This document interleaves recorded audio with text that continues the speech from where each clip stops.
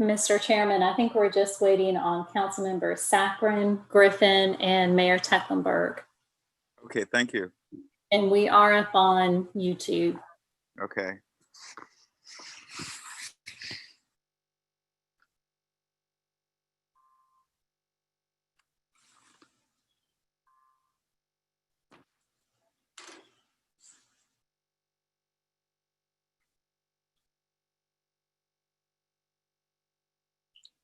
Hey, council member, it's been a long time, guys.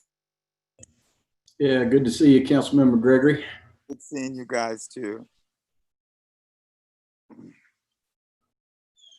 Is the gang all here? I think we're waiting for the mayor, maybe. Okay. Yes, sir.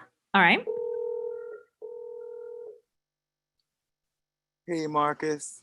Hey, how are you? Incredible. Excellent. I am glad. Glad to hear that.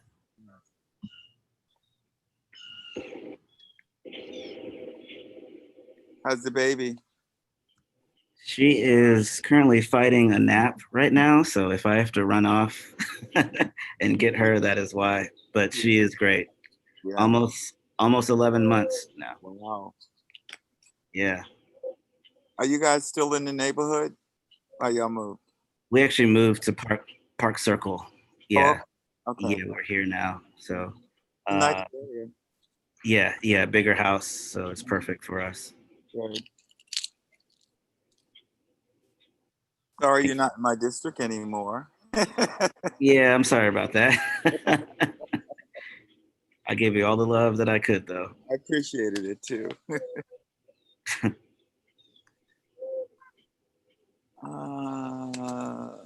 Maybe we should get started. We have a quorum. Yes, sir, we do. Okay, I think maybe we should give the mayor another couple of minutes and get started. I texted Rick to let him know. I will let him know that you're ready. Okay, we're ready. Hello? Can y'all hear me? Yes.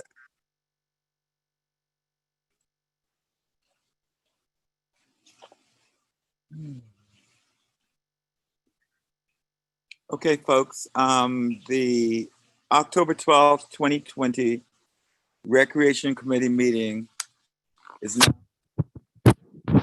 Let's just take a moment of silence.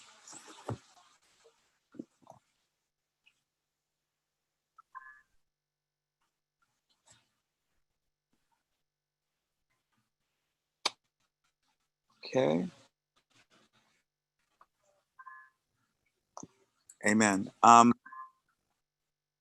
The approval of the May 11th, 2020. Move for approval. Motion. Second. Moved and properly seconded. Any discussion? If not, say yay. Aye. Yay. Welcome, Mayor. Old business. Any old business to be brought before this committee? If not, let's go to new business. The municipal golf course rates. I think most of you did get a copy of that with the agenda. Who will be discussing this with us? Councilmember Gregory, this is Lori. Marshall Orman, who is our golf course general manager, will be going over this with you all today. He Okay. also made this presentation to the ad hoc budget committee of city council at their meeting 2 weeks ago. So this is the same presentation, and he'll be making this for you today. Okay, so I'm familiar with it. Thank you, Chairman. Go Okay. ahead, Marshall. Good afternoon. Thank y'all. Laura, is there a do y'all have a packet with this information, or is there a PowerPoint or something? Or We did get the rates for the golf course and also the graph. okay. Well, If you want to put them up, you can. well, I don't know how to do that, but if Don't I'll worry. try to keep it as simple as I can and then answer questions to branch off Sure. the basics here. But basically the way we charge and the way we have charged previously is we have it in 3 tiers. We do city residents, we do a tri-county rate, and we do non-residents. And our goal after this renovation here really is to not be a tax burden on city taxpayers, and also to keep it as affordable as possible for city taxpayers, seniors, juniors, minorities, everybody, every demographic all the way across the board, and really for non-residents in relation to what others are charging in our area. So by doing that, we're following a similar model to other, what I would think are successful municipalities in this industry is, you know, Olympia Fields in San Francisco, where they hosted the PGA Championship this year, Torrey Pines, San Diego, in the state of New York, where they do all the courses. And what they do is they have one rate for their city taxpayers and they subsidize it with a much higher rate for non-residents. So our much higher rate for non-residents is not near as high as the three I just mentioned, but we're looking at basically having green fees upwards of $60 with the riding cart, $80 green fees is our very max rate that we're looking at. And for city taxpayers, we would be keeping it at $20 on weekdays, $25 on weekends. That's $40 and $45 with the riding golf cart. So that's really the whole gist of it. We're going to keep the juniors. We have a $10 rate. We're actually looking at a couple of programs, partnerships through Friends of the Muni, First Tee, to try to work out deals to even have those nonprofit subsidized junior fees to be free for them. Senior rates, there's still senior discounts. We're looking at it's basically a percentage difference, but $17 for city residents. What is it? $25 for Tri-County residents, and then senior or non-residents would be $50 instead of the $60. So all kinds of options to keep the fees down for anyone. If you're walking, it's cheaper. If it's you know, the seniors, juniors, so on and so forth. And then what I've done, I think in the packet you'll have here is kind of a breakdown of what we've done previously by category and what we expect to do. I will note on there, if you look at the totals, our expected quantity totals, we're looking at 50,000 rounds. In this last 2019, last year, we did upwards of 57,000 rounds. So should be a pretty conservative number to reach the target here. And, you know, there's a few kind of uncertainties with the first year going into this, but overall, I think if we have a full year, I'm very comfortable that we'll be able to reach all of these numbers. So y'all have any questions on that? No? Okay.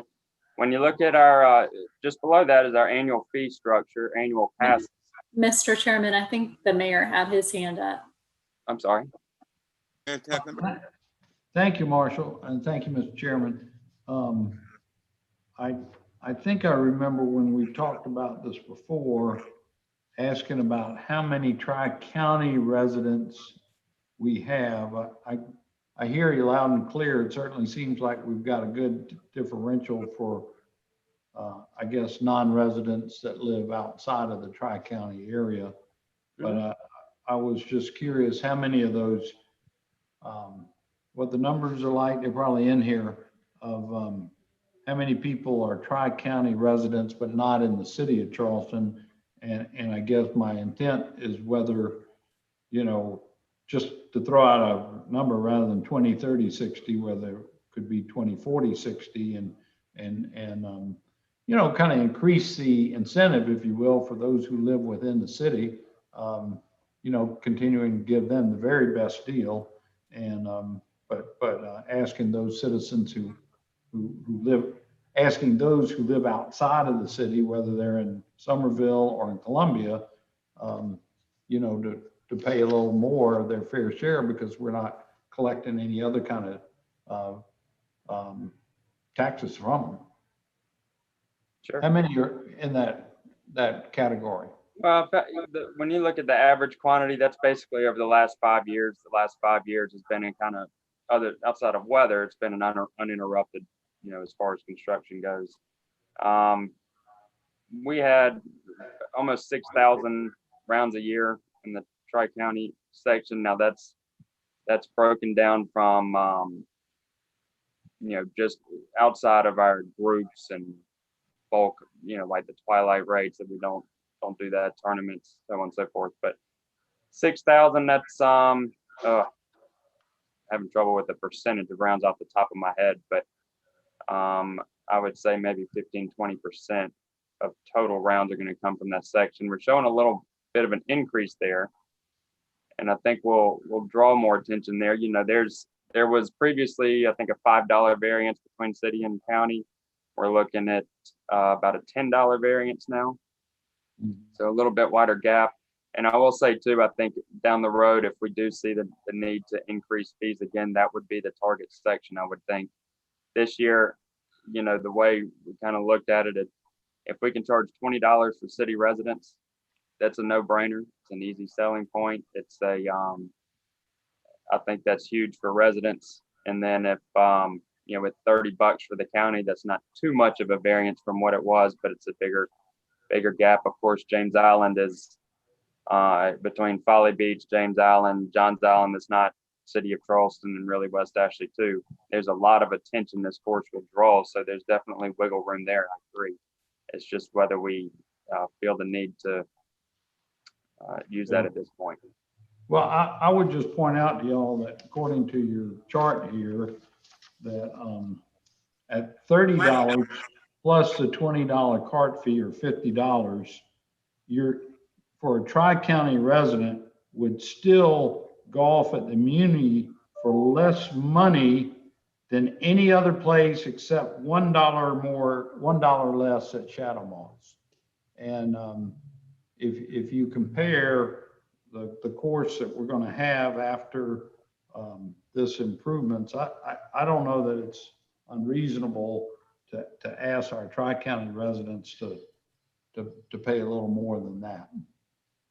But anyway, that's just.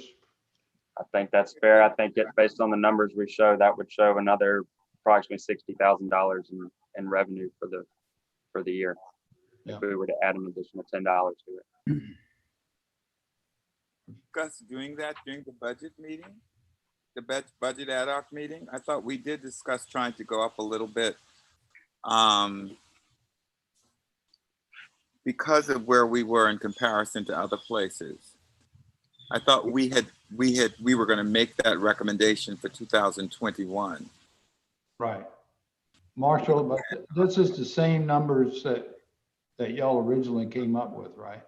That's correct. Yeah, we haven't tweaked it. We at the golf commission, I will say there was a couple members that suggested similar opinions with some wiggle room there, or really with all the rates, some wiggle room. A couple noted the influx of residents from, you know, in the Johns Island area that may be coming from other parts of the country where $20 green fees is unheard of and would be certainly willing to pay more.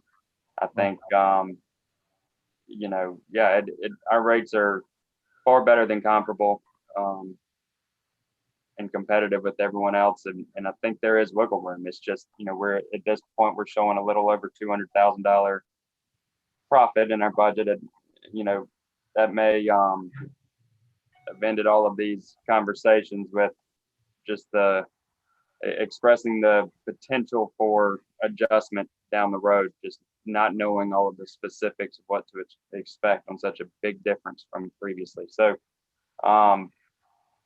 we can, I don't think, you know, if we go up $5 there, that would add to the comfort. I think if we go up 10, and I also think city and county-wide, they would understand that. So it's just you know, I think we're in a good spot right now, but if there is the need to do that and that's addressed, I'd be comfortable doing that too. Oh, Mr. Mayor, do I hear a motion from you?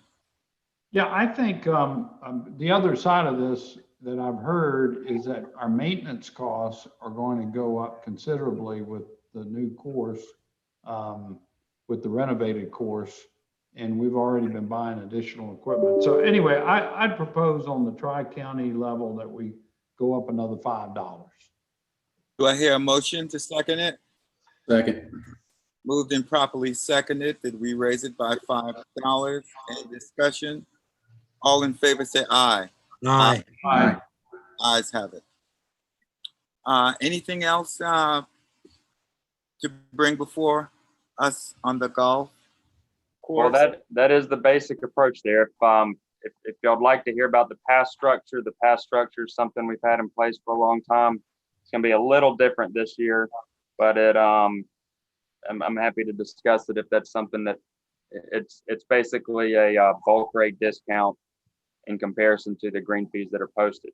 Having changing the $5 rate with the Tri-County, it may be worth the discussion in the case that we need to address the Tri-County annual pass option as well. But all in all, what we're doing, what we've done previously is had a yearly fee for breaking down between residents, senior residents, non-residents, senior non-residents. We kind of take a 50 to 60 round a year average, just once a week, plus or minus, and we try to get saying that you play on a once a week basis. Here's your discount. Here's the percentage discount. What we found is, and we were doing 600 for city residents, 450 a year for senior city residents. And then each time you play, you pay a $3 user fee. What we're proposing this time around is that we eliminate the $3 user fee, but increase the upfront fee. And by doing that, I think we put ourselves in a more comfortable position knowing that we're going to have those dollars up front and really lowering the amount of pass holders altogether. The pass holders, just to give you an example, the more you play, the cheaper the round is. As cheap as $5 and $6 a round for people who play on a 90, 100 times a year basis. That's twice a week. What it does is it effectively lowers your rates pretty drastically. So we have to address it. We've had about 200 pass holders a year. These people play, you don't want to lose them. They're kind of your bread and butter that are here a lot, but when they're playing that often in your prime slots, you don't have room to allow for your non-residents and county residents on the tee sheet to subsidize the lower fees. So we're showing instead of having about 200 a year, maybe 130, 140 a year at $1,000 a year for senior residents, $1,200 a year for city residents that aren't seniors, and then no user fee. And I think just in conversation with, a couple dozen people that we've seen around here over the last few months, it may be a little startling at first. Upon explanation, it's very fair. And I think some even prefer that as an option and maybe lowering the amount of pass holders as opposed to paying the $3 fee each time. So that's the gist of it. I don't know. I think I know that fee in comparison to others, I think Councilmember Griffin, I think we were discussing this in comparison to Shadow Moss that you were familiar with. It was well within reach of what they're offering. The difference when you talk about our fee versus others, though, I will say, is we don't have a range. We don't include the driving range with it. We don't include special entry into tournaments. We don't include, it's not a membership. We don't have a pool. There's no special rights. You don't get special bookings. It is just a bulk rate discount for those who play a lot of golf. So, but it's still very, very fair compared to other offerings around you.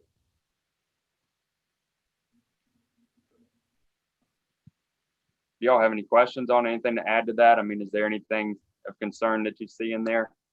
Yes, Councilwoman Del Chapo.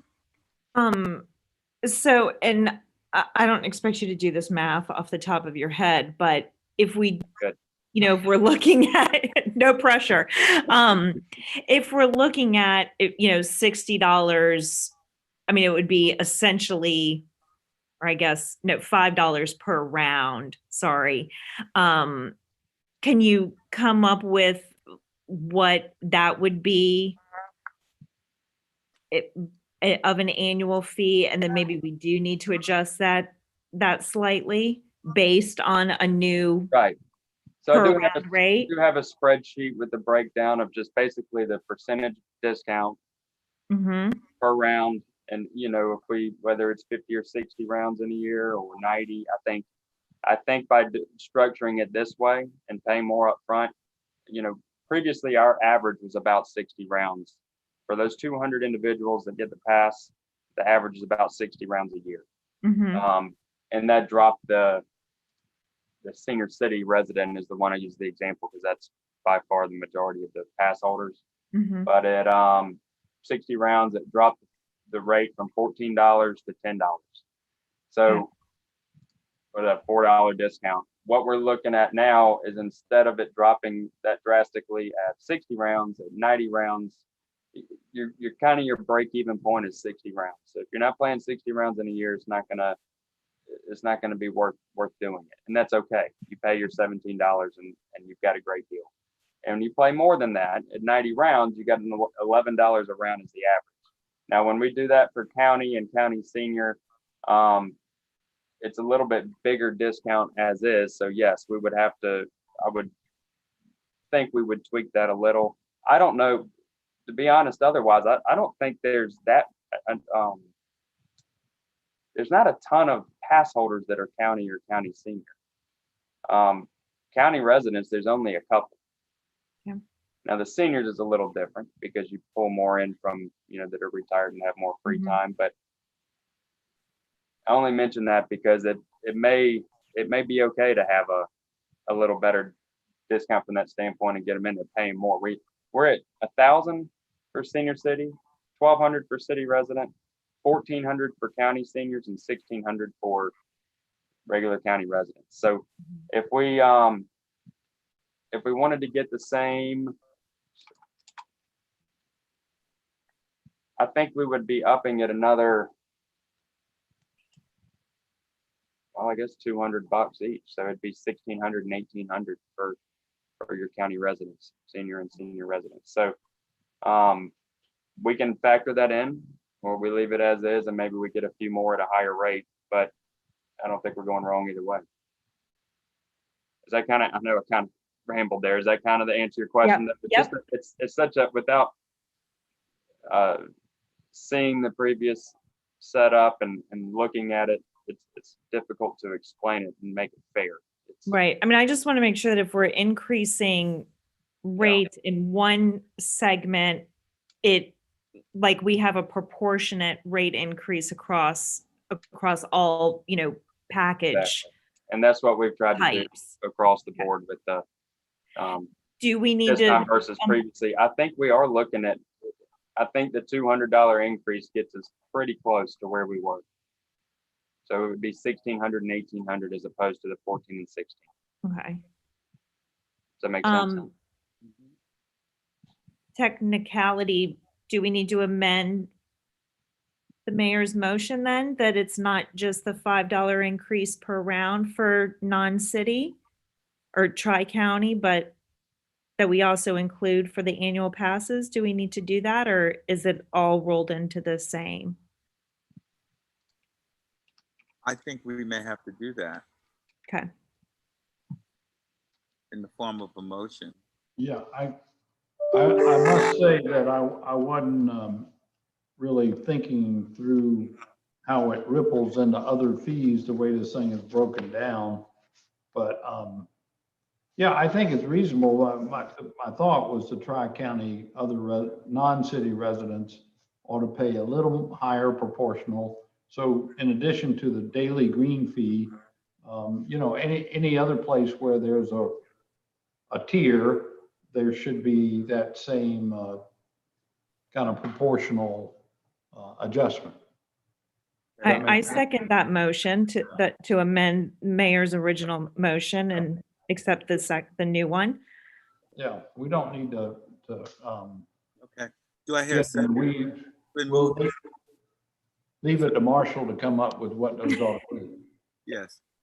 Yeah, I'll make it proportional. It's okay. Like I said, there's not a ton of people. Let's see, it's 70% of their total pass holders are going to be city and city senior. So, I mean, we've even looked at not having a pass option for county residents. It's, so heavily weighted towards city residents, but it would be a way certainly to allow for a little bit of a break for those who play a lot from outside of the city. I like the idea of an annual pass for non-city because there are a lot of unincorporated residents close by to Muni. Oh, So yeah. I Some that think, live on the golf course. yeah. That's So I good. think that is a good amenity to offer. They Okay. could Yeah, we'll annex tweak into it. the city. And listen, this golf course is going to be so nice. Don't sell yourself short, Marshall. But Well, some, it's opinions are all over the place. Some are from personal reasons, but if you ask people familiar with, I think, the project and where we are and what this has potential to be, I think there's plenty of room across the board to increase rates. I just Yeah. simply haven't done it because at this point, I don't think based on our goals that we have to yet. So, but what y'all are saying has certainly been a topic of discussion, and I think it's completely fair. so is the motion that we increase rates proportionally across the board? Is that the motion? Yes, sir, for that Yes. tier. Yes, For okay. the Tri-County, for Charleston, Berkeley, Dorchester County. Right, for the Tri-County. Right, outside of the city limits. Okay. Any more discussion? Because it has been seconded. All in favor, say aye. Aye. Ayes have it. Mr. Mayor? Mr. Chairman, if I could just leave one more suggestion to Marshall. For those citizens, those non-city residents, I should say, that live on the golf course or adjacent to another city property, they can just annex into the city and they get their discount. It wouldn't be the first time I've heard it happen for the sake of the golf course, There you go. but Marshall, they should be well aware. okay, Marshall, Riverland anything Terrace else? and Yes. Is there anything else you want to add, Marshall, to your presentation? I think I've covered everything that I thought y'all would be interested in anyway. So I'm happy to answer questions. And we do have the driving range back open as of last Monday, and the kitchen as well. And we'll expand on those hours as we sort of wrap up some of the afternoon kids programs. But we've got the range open till 4. Got all a whole slew of kids programs in the afternoon, so we're just letting them kind of have free reign until we get the short game area finished up and get some of the course open, and we'll branch out, kind of unclog that area. So feedback's been great so far. Thank you. Any further questions? Yeah, Mayor Tecklenburg? So when do you think you'll be open? Well, we're eyeing probably the week before or the week or two after Thanksgiving is where we are. I think we've really think we have everything in place. We've got some warm days coming up to get the holes that we were concerned about ready. We've got to make some staff additions to be able to handle the influx here, and we really got to get these rates in place so we can go ahead and get some of the passes sold and get everything set up in our system properly. But that's a month away from now. We planned a series of events that I guess we'll kind of make public as we get closer, but everything's in place. We're ready. So Thank you, Marshall. Keep up the Thanks great for a work. fine job, Marshall, on, Yeah. on marshaling us through this renovation. You've done a great thank job. y'all. Thanks, Marshall. Appreciate Thank it. you. Next on the agenda, the Poet Laureate Ordinance Amendment. Who's going to discuss that? I can speak on it. I can Sure. speak to it. So some Yeah. modest revisions were proposed to have greater clarity about terms of service and to designate that a stipend be specified with a budgetary amount to be paid for from public and private sources. We have private sources to pay for that stipend in this budget year and have noted this for budget priority for 2021. But I'd like to, if Mr. Chairman, if you'll indulge me, to allow Marcus just to speak briefly about his role as Poet Laureate and to tell the committee about the Free Verse Festival that kicked off last night. Sure, Marcus? Yeah. So yeah, thank y'all for having me here and talking about this. I signed on for the position in 2016, and that was a 2-year position back then. I guess even then I didn't really realize the impact that being poet laureate would have. But it's really been wonderful being in schools, especially for young Black students who benefit from somebody who looks like them, visiting and listening to their voices. I've had schools start poetry clubs after I visited, students who found a way to deal with anxiety and depression because of what I do. But I think the most important thing for me is that I've never really wanted this position to be a vanity thing. I think there's a lot of things in Charleston where it's more about the person's name than it is actually about what they do. If we are a vibrant city, art positions like this will live on no matter who is in it. And it's my duty to keep this position going. I don't want the Poet Laureate of Charleston to be like the Poet Laureate of South Carolina position-wise, because Marjorie didn't have any incentive to stay on. So I think that that position in the state is just gonna go. So thank you all for listening to me and hearing me out on this. I do want this title to live beyond me, and having monetary funds will help me do what other city laureates are doing. Ed Madden in Columbia, we don't have to go that far to really see just the power of what can really happen. He's got poems on buses. He's worked with a lot of schools as I do, but he's been able to really implement things that I have not been able to for monetary reasons. I have a list of all the schools that I've been in. It's definitely shifted because of this year, but I'm still doing Zooms. I'm still meeting with students. I'm still really, really connected with schools. And doing the Free Verse Festival has been amazing. Thank you, Scott, for all your help on that. It's always been a mission of mine to add another festival to this city. I mean, we are able to do that type of thing here because we have such a vibrant arts community, but I think it will help a lot of local artists to know that the city supports a position that they've given out. So yeah, I'm willing to sign on for 2 more years. Me being a dad of a young one, I don't know that I want to do anything else when she's 3 years old. So I want to be on this for 2 more years to implement some of those things that I haven't been able to do, but to also help you all find out who will have this position after me. So yeah, I just want this to continue. So many art positions are vanity based. It's all about the name, but that's not my energy behind this. I also found out last night that the Poet Laureate of San Antonio gets $20,000 a year. So if you all are willing to hear that. So anyway, any questions? Mayor Yeah. Tecklenburg? Well, I Mayor don't have Tecklenburg? a question, but I do have a comment or two, and I want to share with you that Marcus has really been an inspiration, not just in the poetry that he writes, but particularly an inspiration to kids in our city and our community. And he has been to more schools. He's been to I think every elementary and middle school in our city limits. He makes a point to do that. So that didn't, even originally that wasn't even prescribed, and he just took it upon himself.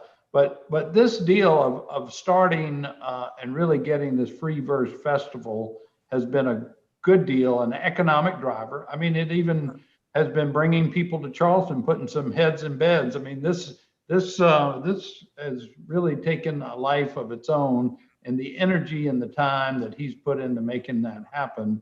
I mean, it deserves a very modest stipend. I think this is most reasonable thing for us to approve, and I move for its approval. And that amount was? $5,000 a year through. That's not even enough for bus fare, but okay. Okay.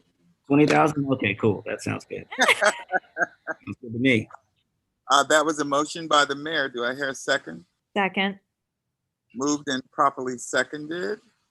that we create a stipend for the poet laureate of the city of Charleston.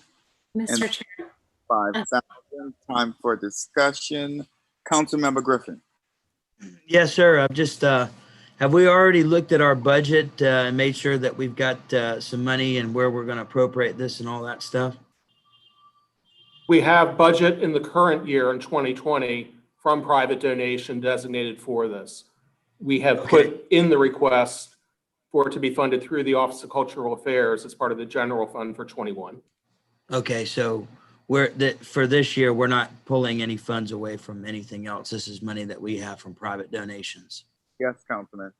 Okay, thanks. Any more questions? Councilmember Saccharin. Thank you, Chairman. Marcus, just wanted to say thank you for everything you do. In addition to this position, I work in the after-school programs for the school district, and your name has come up several times for many of our elementary schools. And I just want to say thanks for your continued work. And to echo Councilman Gregory, 5,000 is not enough for the work that you do with our kids. And if it was up to me, we'd give you more. And it's not just that it's a line item in the budget, but it's an investment in our community. So I appreciate everything you do. And if there's anything I can do on my end with the school district, please reach out to me. We do have federal funds that we get for after-school programming that we could potentially connect with you. So if you'd like, connect with me offline. Okay, definitely will. Thank you. Yeah, I've been doing schoolwork almost since I moved into town, which is 2003. So it feels good to be vindicated and validated for all that work. Yeah, thank you. Councilman Shealy, did I see your hand up? No, sir, but I do want to say thank you to Marcus and appreciate what you do in our schools and in our city. So thank you. We appreciate it. Yeah, you're welcome. You're welcome. Any further discussion? If not, all in favor, say aye. Aye. Aye. Opposes? The ayes have it. Keep up the good work, Marcus. It's not going unnoticed. Trust me. Thank you. Thank you. All right. Tom O'Rourke, the update on the Parks and Recreation Master Plan. Floor is yours. Thank you, Chairman Gregory, Mayor, council members, staff. On a side note, this has been a fun meeting to attend. You have a lot of positive, great things going on, but I will try to stay between the lines of what I'm here to talk about. I will try to share my screen. I don't know if I have those capabilities. you do. I do. Should be Okay. able to screen share. All right.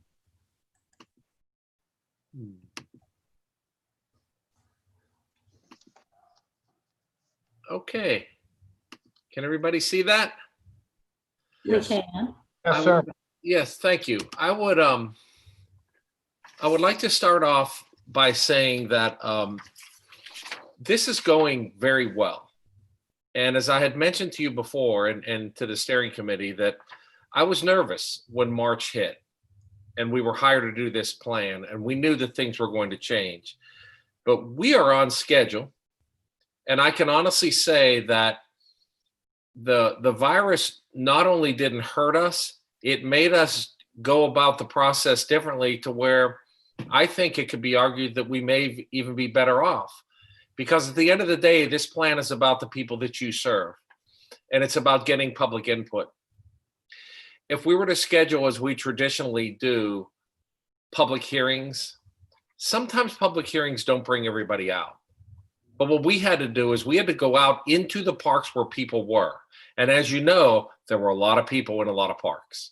So we were able to get a good bit of information, and I will elaborate on that. But I wanted to start off by saying that it is going well. I have a couple of slides, some of which some of these you've seen. At least you've seen the formatting of them. But to start off, this is an interesting slide with a bunch of arrows and pretty colors. But at the end of the day, there are 4 elements to this parks plan. And one is, first thing we do is we go out and evaluate everything. The next thing we do is we engage the community. Then when that's done, we sit around with everybody, including yourselves, and we envision what the data will do as we get to the last section, which will be putting together the actual plan. So I strongly welcome you today. You can interrupt me when I talk, or you can wait till the end and ask questions. But your questions we're looking for. So and even just information about it. So those are the four things. The one thing I do want to point out is we don't do the first thing and then stop, go to the second part and then stop, go to the third and then stop. We mainly stay on this order, but community engagement, we will get throughout the entire plan until it's time to write the final documents. Evaluation of facilities, we actually have 2 people from our office in Lexington, Kentucky coming in Tuesday, Wednesday, Thursday, and we will have structural engineers and architects looking at every single indoor facility that you have from a Parks and Rec standpoint in the city. And that is our swimming pools, restrooms, and everything in between. So these things are going on as we speak. I did want to just let you know that our steering committee has been engaged. One of the things that I think we have found out is that as we choose one time for these meetings, sometimes they don't fit everybody's schedule. So we in the future are going to move the times around, or even have maybe 2 meetings as opposed to just 1 meeting, because we want this steering committee input as much as we possibly can. As I mentioned before, how we engage the citizens during this time. And we have an online survey, which is, I have all the statistics for all these things, stakeholder groups, the in-park conversations, which have been great. We have web-based surveys. And the other thing that we have done is the city, as you all know, is currently going through a comprehensive plan for the city. So Christopher Morgan has allowed us to kind of sit in that back room, because almost at every public meeting, when questions come around, a lot of them have to do with quality of life, recreation, and those type of things. So we're really, really thankful to be in those meetings. So we have, I'm going to go into, as I move along, how that's actually going. So first of all, our public engagement. So we have, and I sent an email to everyone this morning mentioning that I was going to be on this call. So I actually have some updated things that are pretty good. But we've got a lot of online surveys completed. What we also have is a statistically valid mail survey, which is we make sure that, you know, it's a random sample to make sure we have answers from each specific area of the community. So again, we partner with the city plan. You'll see 213 in-park conversations. That actually is very close to 300. It's 296 right now. We've been to 20 different park locations. If you look at those pictures on the right, and I'm going to leave my script for a second here and editorialize, but some of you know that I live in this area. Some of you know that I've worked in the county park system for the last 17 years. And I'm a little bit embarrassed to say that prior to me doing this plan, I had no idea the scope of the work that the Parks Department and the Recreation Department does in this city. I don't know if I've been to Martin Park, actually. I've been to the MLK pool, and I know it's right there. But if you look at that picture to the right, the rec department is actually distributing food and supplies to the people. And when you see the rec department with the people that live there, these are friends. These are not outsiders. And they were so willing to talk to us throughout that. The other picture on the right is it's pretty interesting to see certain parts of the community that may not interact with you that much. And if you go to Johns Island, there's a Latino community in Johns Island that loves to play soccer. And they will come out and they will play soccer. And it's a serious activity that goes on there. And so what we did, you'll see Aaron in the green shirt there. I mean, there were people waiting before games, after games for the next thing. And we just walked around to their vehicles and talked to them. And we got so much information. So when we knew the public hearings weren't going to work, we went to the citizens, and quite frankly, that's been the best thing that we've been able to do. We also have Mind Mixer it's an interactive website, and that's been going very well. So these are groups that we've spoken to. No, I'm sorry, we have not spoken to them all, but we will very soon.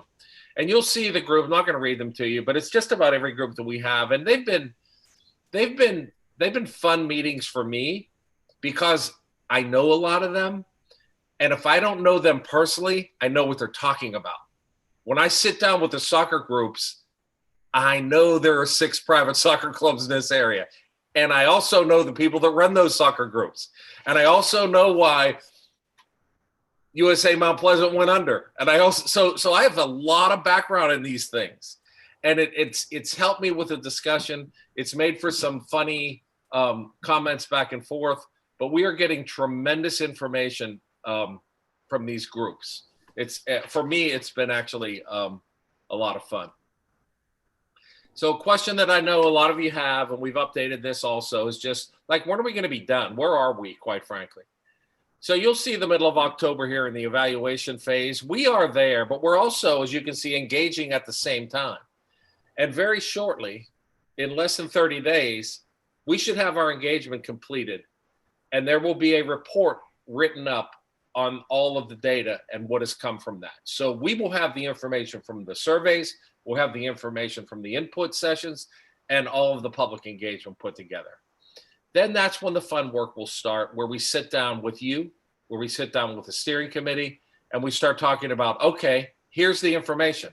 Okay, you have every single soccer coach that wants 15 more soccer fields. How do you get to that finish line? So the pickleball community, you have amazing citizens that are very passionate about what they do. And with the other hat that I wear, I've been fortunate to be able to have a reasonable discussion with them on just government and government finance. And the fact that there is no money falling out of the trees that will land on Mayor Tecklenburg's desk that he just doles out to everybody.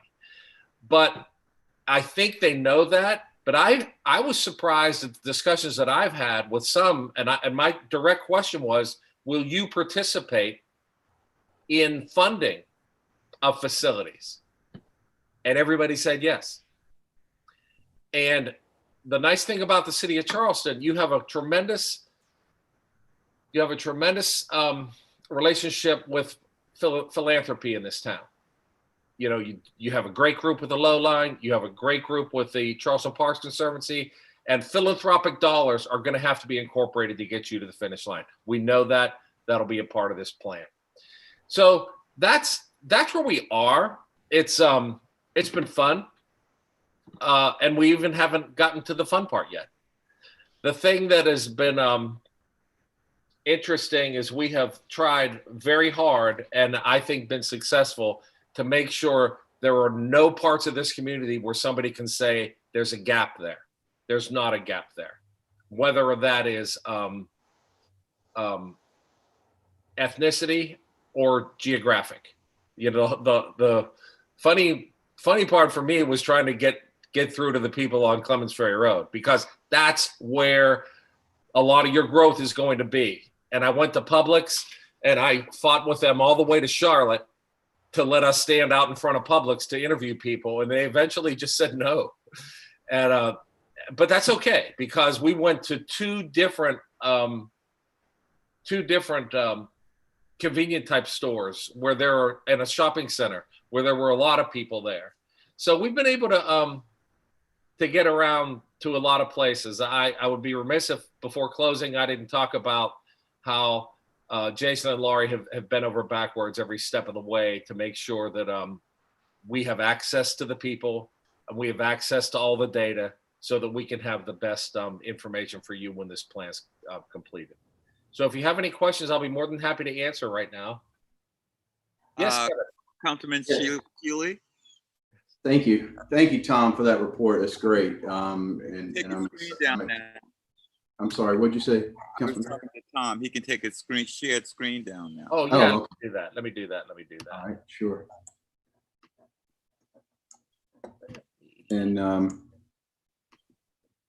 Okay. yeah, just wanted to ask, you heard a little bit when we were discussing the muni that we have people who live in our area that are taxpayers and we have people that aren't.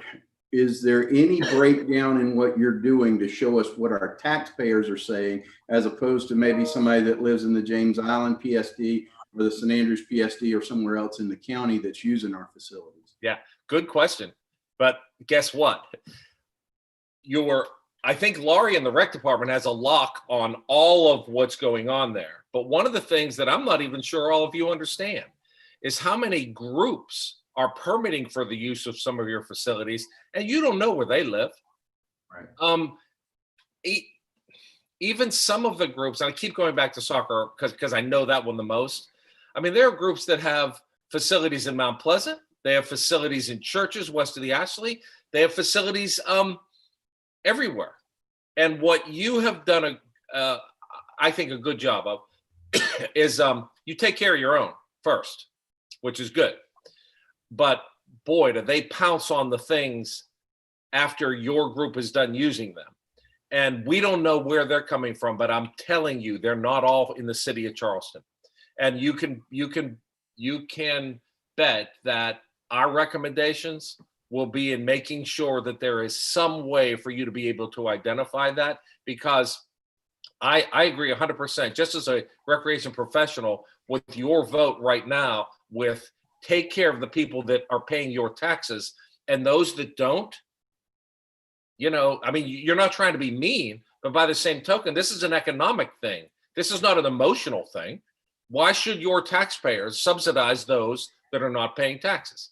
So and you know where I worked, everybody. So, we'll charge you. Yes. Thank you. Sure. Any other questions of Thomas? First of all, I'd like to thank you and looking forward to the completion of the plan. And I really agree with you that in our rec and our parks department, we have a lot of unsung heroes. Oh, yes. We have a lot of unsung heroes in a lot of our departments.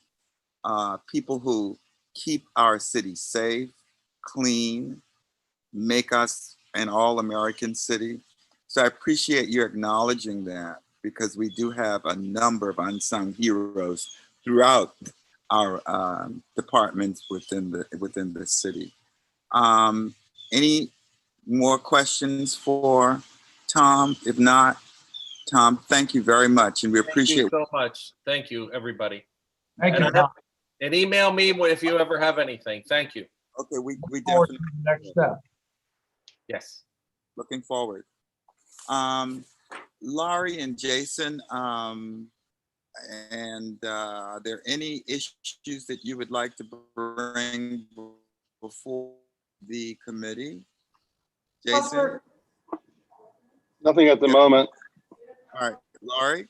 Yeah, Councilmember Gregory, Chairman, thank you for that. One quick thing I wanted to bring to y'all's attention, our MLK pool renovations, which will be coming to fruition and opening very quickly. It's not here yet though, and Mother Nature has not cooperated. It's getting a little cooler. Our water temperatures and our outside pools are dropping. So we are going to enter into a rental agreement with St. Andrews Parks and Playgrounds to rent 3 to 4 lanes of their indoor pool.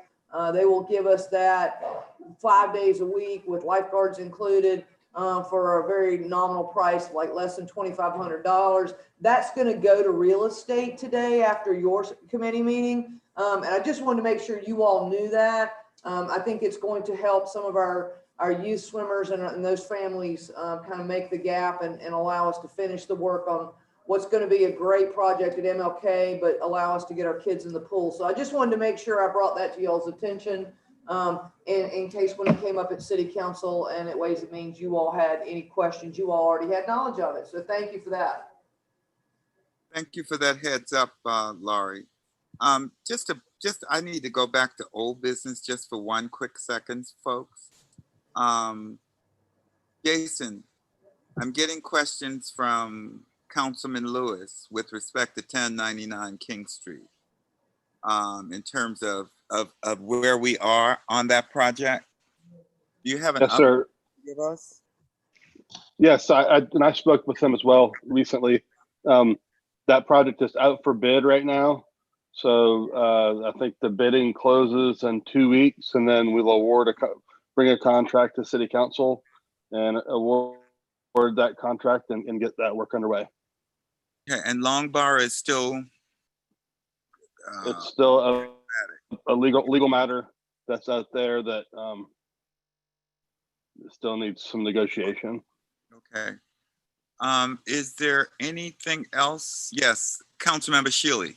Thank you, Councilman Gregory. I just wanted to say thank you to Lori for jumping on that with the MLK pool, and thank you to St. Andrews as well. But I started getting some calls from constituents who are part of the SMRT swim program that were very concerned with the water temperatures and everything.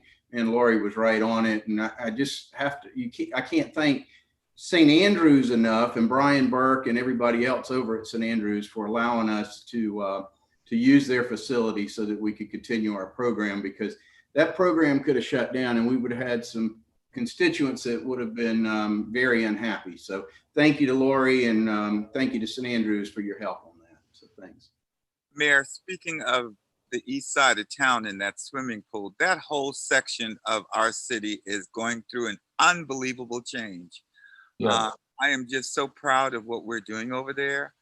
And particularly with the insistence from Councilmember Mitchell, you can really finally see the unbelievable metamorphosis over there. Mixed income, mixed community, new affordable housing, as well as market rate housing, a new swimming facility, new recreation facility. I mean, it's unbelievable what's going on. So I'm really appreciative, Mayor, of what we have been doing as a city under your leadership with regard to that part of the city. Congratulations. It's really going well, I think.